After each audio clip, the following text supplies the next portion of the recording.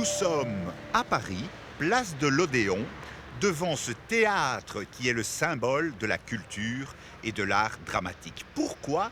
Parce que je vous propose aujourd'hui une rencontre avec l'essayiste et historien Tsvetan Todorov, qui a justement consacré toute son œuvre à l'évolution de la culture française. Tsvetan Todorov a quitté la Bulgarie à 24 ans, il a quitté le totalitarisme communiste pour venir ici à Paris et réfléchir sur les possibilités que nous offre la démocratie. C'est d'ailleurs dans ce cadre qu'il a écrit ce petit essai, Les ennemis intimes de la démocratie, où il réfléchit sur les contraintes que rencontrent nos démocraties actuelles.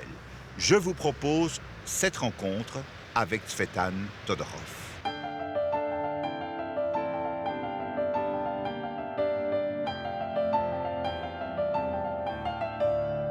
Monsieur Todorov, vous êtes venu en France à l'âge de 24 ans, de Bulgarie. Pourquoi ? Par amour de la France, par amour des valeurs de la République et de l'esprit des Lumières ? J'avais à l'époque une image assez conventionnelle de la France. Je ne connaissais pas grand-chose aux valeurs de la République ou des Lumières.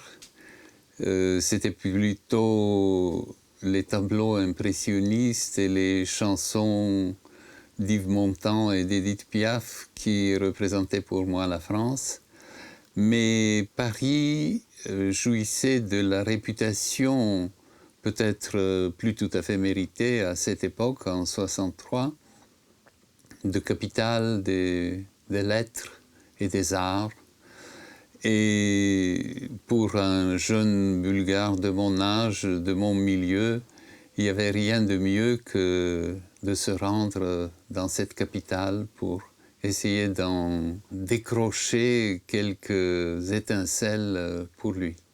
C'était aussi le souffle de la liberté, vous qui avez vécu votre enfance et votre adolescence sous le communisme à Sofia ? C'était le souffle de la liberté, très clairement.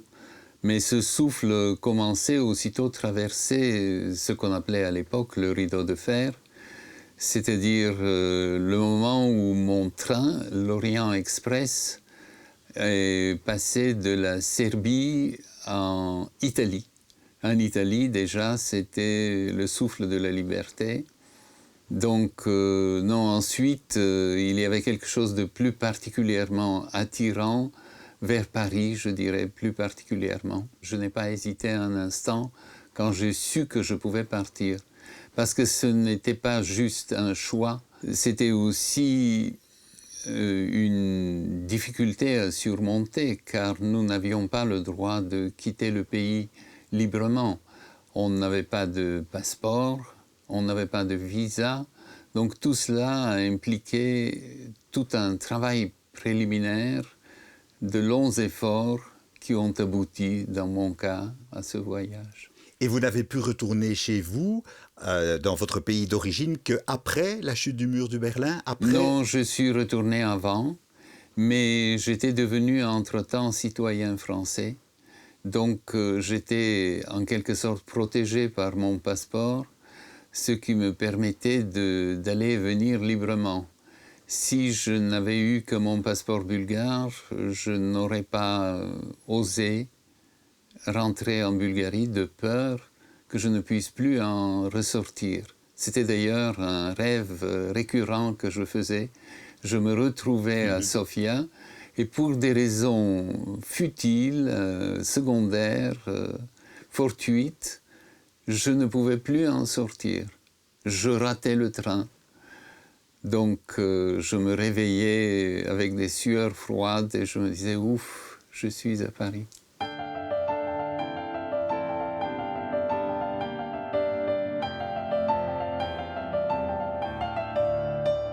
Vous avez écrit un magnifique livre sur l'esprit des Lumières, sur le XVIIIe siècle. Aujourd'hui, vous dites qu'il y a un versant humaniste des Lumières. Est-ce que cela veut dire aussi qu'il y a un versant plus sombre des Lumières telles qu'on les entend aujourd'hui ? Les Lumières étaient une période de débats multiples et de synthèse de tout ce qui avait précédé.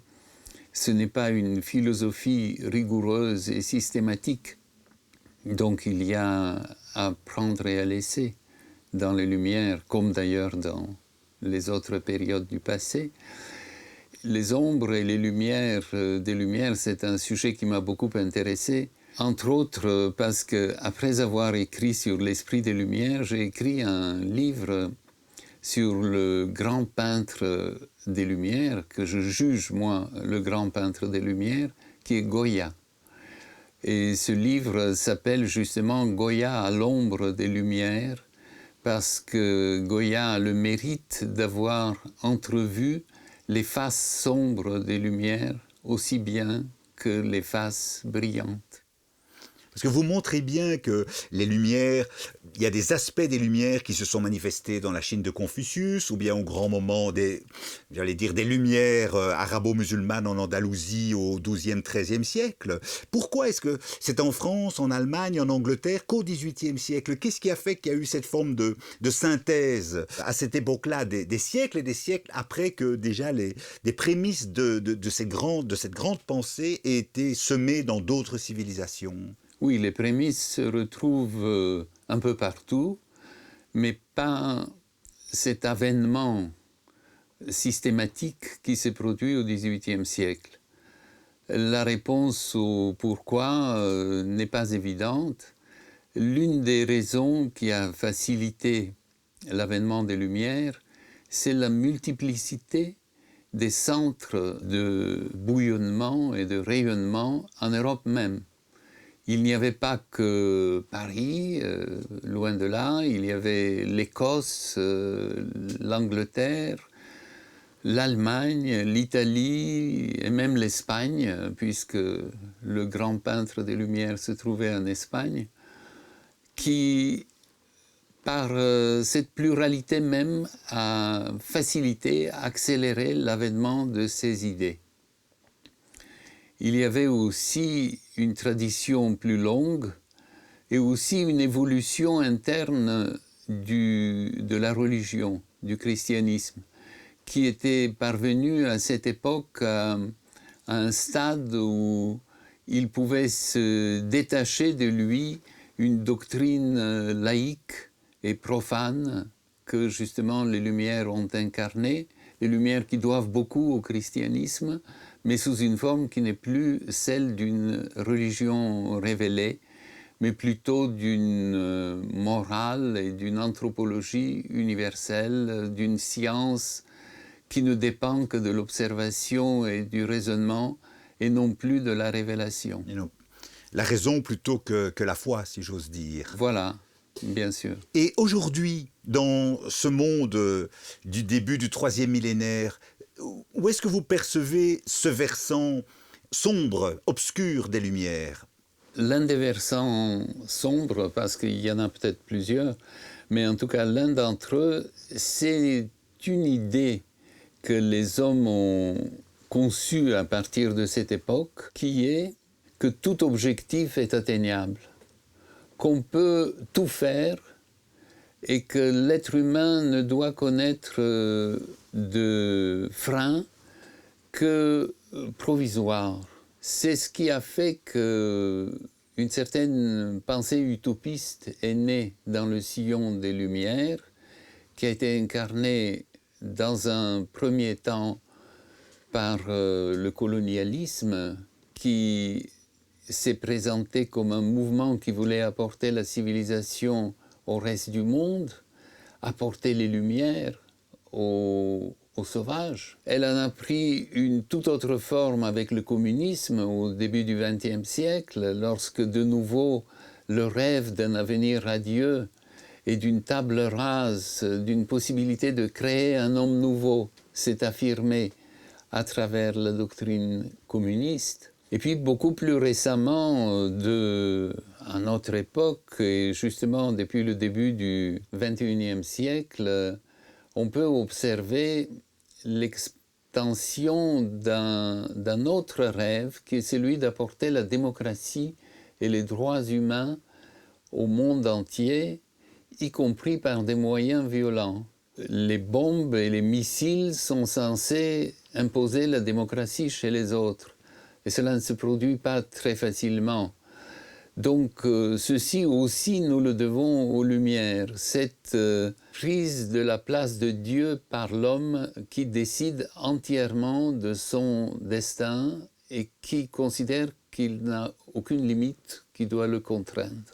Donc vous regardez avec un regard perplexe, sinon plutôt réprobateur, tous les rêves de la science, de l'homme sans limite, le transhumanisme, l'humanité augmentée, ou, j'allais dire, la non-limite, je dirais, du pillage, d'une certaine manière, des écosystèmes, de la nature par l'homme. C'est ça. Je retiens une formule de Montesquieu qui portait sur les régimes politiques. Et il disait quelque chose comme tout gouvernement sans limite risque d'être despotique et est illégitime. Et je pense aussi que dans d'autres domaines que la politique étrangère, cela se produit quand nous espérons, nous souhaitons que la technologie nous ouvre de nouveaux domaines et éventuellement transforme notre espèce en quelque chose d'autre. Je pense qu'il y a plus à craindre qu'espérer.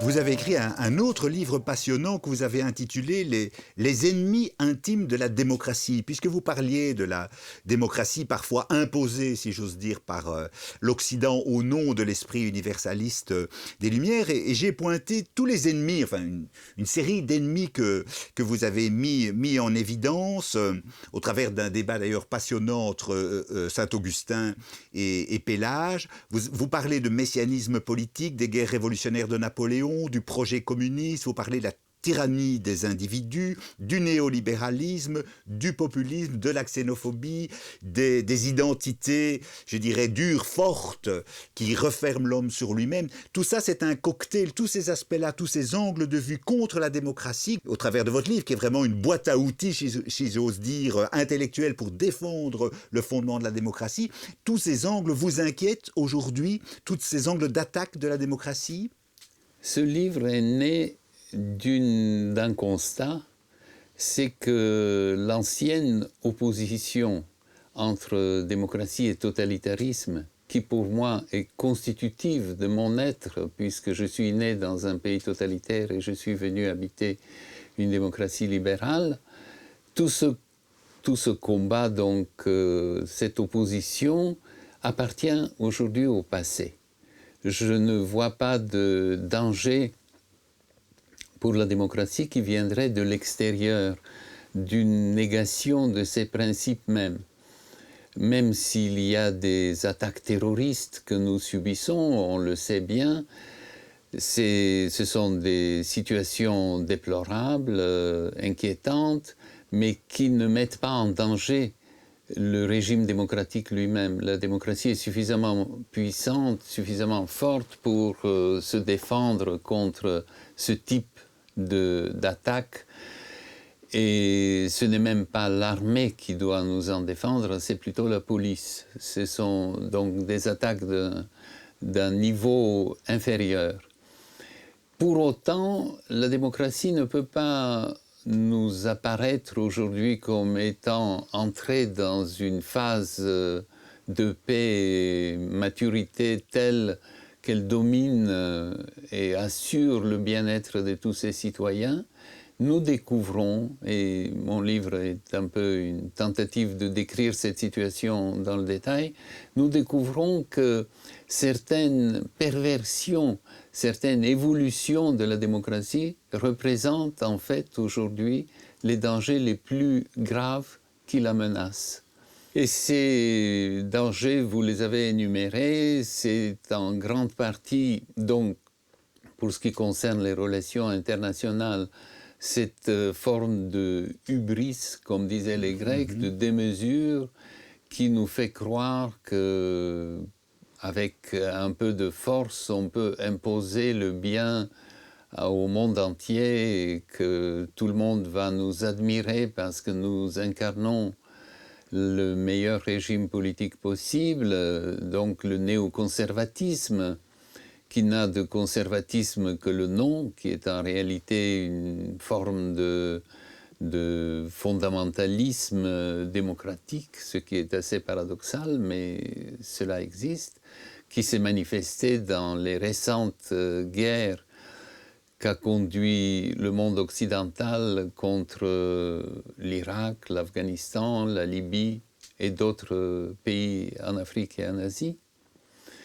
C'est aussi une rupture dans l'équilibre que représente la protection des droits de l'individu et des droits de la communauté à l'intérieur même de chaque pays, parce que la démocratie se définit un peu par cette double limitation.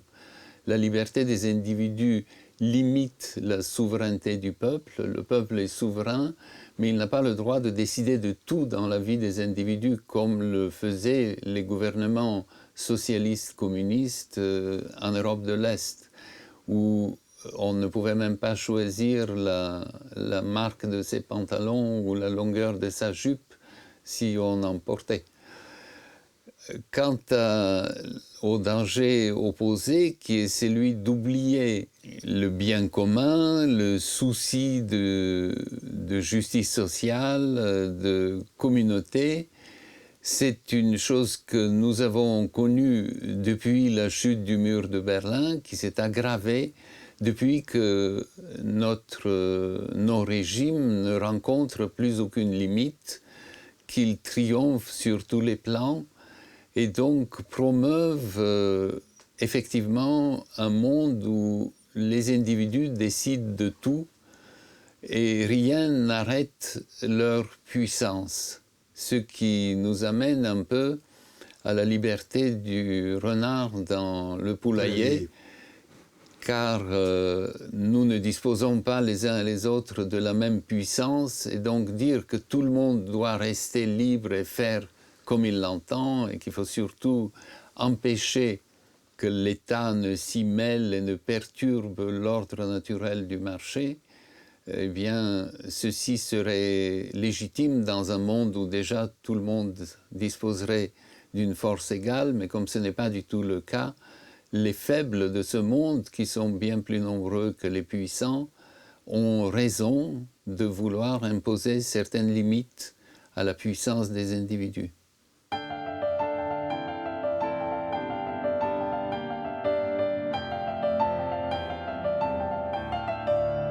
Quel est le regard que vous portez aujourd'hui face au développement du droit à la différence, du droit, des formes de fanatisme et de fondamentalisme aussi qui s'expriment de plus en plus aujourd'hui? Est-ce qu'on a raison d'avoir en partie peur des barbares? Est-ce qu'il y a encore aujourd'hui des barbares? Est-ce que toutes les civilisations se valent? Toutes les civilisations ne se valent pas, donc dans ce livre, je m'emploie de faire des distinctions un peu plus fines, de voir en quel sens nous pouvons à la fois déclarer l'égalité de tous les êtres humains, l'égale dignité, mais de ne pas oublier l'histoire qui nous a conduits à travers des épreuves très différentes. Et on ne peut pas comparer une civilisation de l'écrit qui a duré des milliers d'années avec une civilisation purement orale, par exemple. Il y a donc de nombreuses différences que l'anthropologie et l'histoire ont pour tâche de consigner. Ce que je refuse en revanche, c'est de considérer que les civilisations entrent naturellement en guerre les unes avec les autres lorsqu'elles entrent en contact.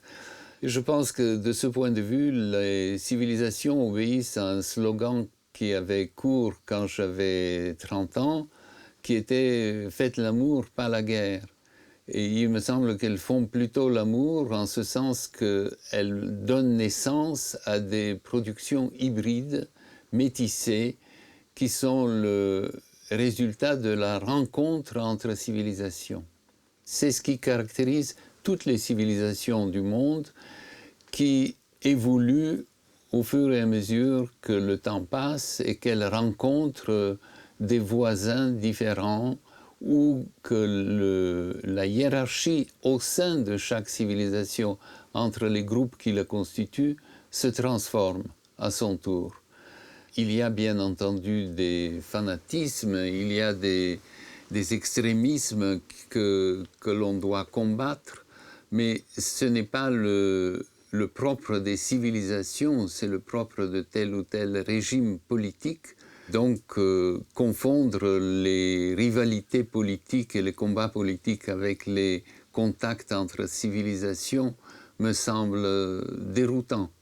En tout cas, nous conduisant loin de ce qui devrait être nos préoccupations.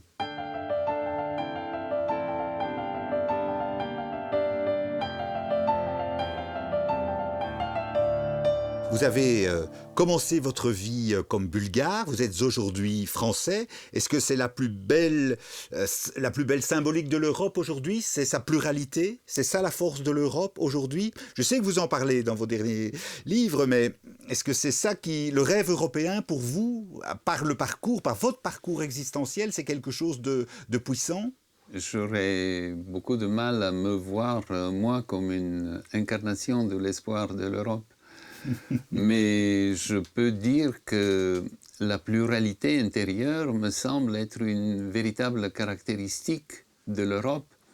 L'Union européenne se présente comme un ensemble de 500 millions de personnes sur une surface comparable à celle des États-Unis ou de la Chine, avec toutefois cette grande différence qu'il y a 28 pays différents, avec des langues différentes, avec des traditions différentes, une expérience différente, des mœurs différentes, de sorte qu'il suffit pour vous de passer par le Thalys de Bruxelles en France et vous sentez que certaines choses ne se passent pas ici comme là-bas et réciproquement.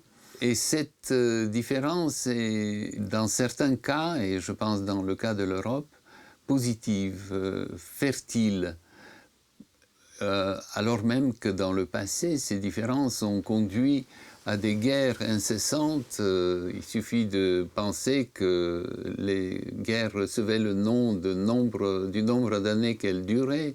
Guerre de 30 ans, guerre de 7 ans, guerre de 100 ans. Donc les différences n'avaient pas que du bon.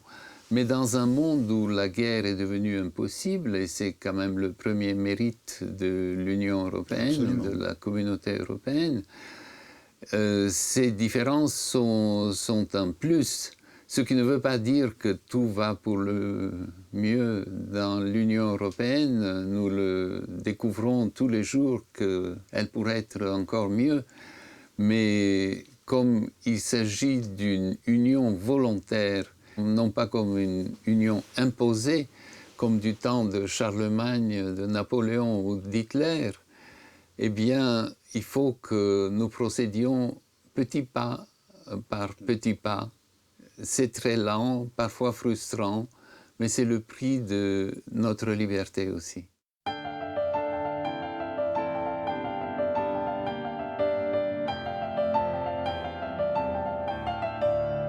Comme linguiste, vous vous êtes beaucoup intéressé, vous avez beaucoup écrit sur la littérature, sur les contes, sur la poésie. Et j'ai été très charmé par votre livre sur les aventuriers de l'absolu et sur le parcours que vous décrivez de Oscar Wilde ou de Rainer Maria Rilke, qui ont mis d'une certaine manière l'art, la création esthétique avant leur bonheur personnel, pour simplifier très très fort. Est-ce qu'aujourd'hui encore, vous pensez que rechercher le sens de la vie par l'esthétique, par l'œuvre d'art, est un sens absolument fondamental aujourd'hui dans le monde qui est très marchandisé, qui est très matérialiste, si j'ose dire? Il y a une formule qu'on trouve dans un roman de Dostoïevski qui était « La beauté sauvera le monde ».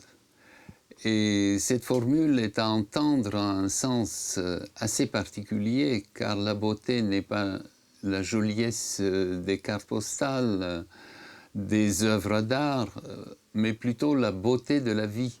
Et la vie est belle, cela veut dire qu'elle est riche de sens, qu'elle est complète, qu'elle ouvre des perspectives infinies pour chacun de nous. Et je pense que de ce point de vue, la créativité, la création artistique et littéraire offre un exemple d'une certaine concentration que nous ne trouvons pas toujours dans la vie quotidienne. Mais en même temps, j'ai écrit un livre qui s'intitule « Éloge du quotidien » et je ne renonce pas à ce qu'on mène une vie quotidienne qui, elle aussi, atteigne la même densité. C'est un peu plus difficile.